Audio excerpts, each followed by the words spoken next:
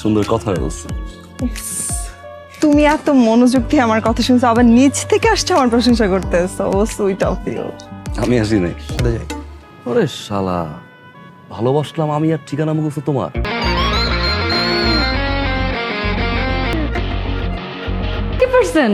Hello ভাইয়া। তুমি আসছো।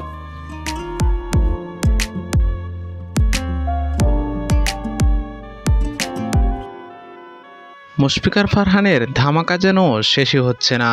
অবশেষে আসতে চলেছে বলো ভালোবাসি নাটকটি।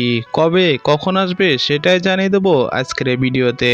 আপনি যদি মুশফিকার ফারহানের একজন ভক্ত হয়ে থাকেন তাহলে আজকের এই ছোট্ট ভিডিওটি আপনার জন্য। সো বন্ধুরা, বেশি কথা না বলে চলুন শুরু করা যাক। বলো ভালোবাসি মুশফিকার ফারহান ও ফারিন খানের রোমান্টিক আবেগঘন প্রেমের গল্প।